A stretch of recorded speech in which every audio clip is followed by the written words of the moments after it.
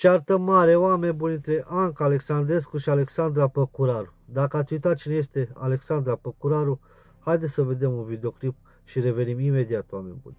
Atâta timp când nu se va impune prin lege obligativitatea de a intra în magazin numai cu certificatul verde, nu vom rezolva nimic. Adică atunci când îi tai omului accesul în magazinul alimentar, în transportul în comun, la bancă, în instituțiile statului, în momentul în care impui acest lucru, atunci oamenii vor merge și se vor vaccina. Altfel, toate aceste discuții sunt fără rost, pentru că oamenii fără bici nu reacționează. S-au reacționat doar cei care s-au speriat de acest număr mare de morți și un număr mare de infectări, dar ceilalți trebuie constrânși prin lege ca să se vaccineze. Altfel nu vom rezolva această problemă și nici acest director cu care vorbesc pe WhatsApp îmi spune că nu poate să le impună angajaților proprii să se vaccineze pentru că se teme că vor fi acționați în judecată compania pentru faptul că le impun niște măsuri de acest gen.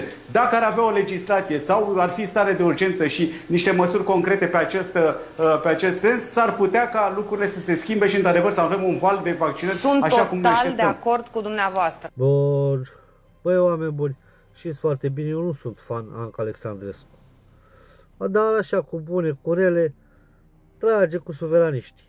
Că tot trage și ea. Bă, dar spre deosebire de Alexandra Păcuraru, băi, oameni buni, dacă îi dădea Dumnezeu vreo putere lui femeia asta pe timpul pandemiei, eu cred că asta ne înțepa pe toți.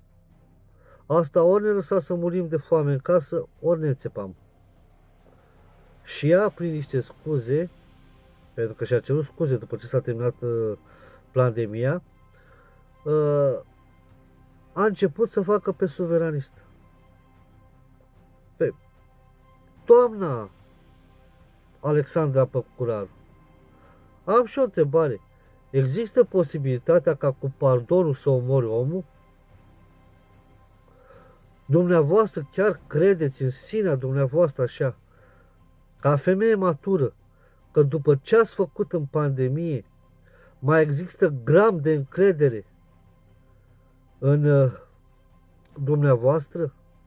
Credeți că poporul a uitat ceea ce ați făcut? Credeți că românii chiar sunt toți tâmpiți? Doamna Păcuraru, dacă furați 5 milioane sau 5 miliarde de euro, poate românii treceau cu vedere. Dar nici atunci.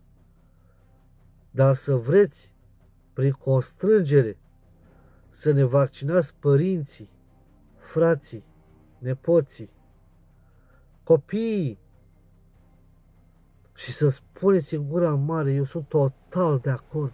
Cum ar fi, voi aveați 14.000 de creiere și noi eram proști de bătă și trebuia să ne vaccinați voi pe noi.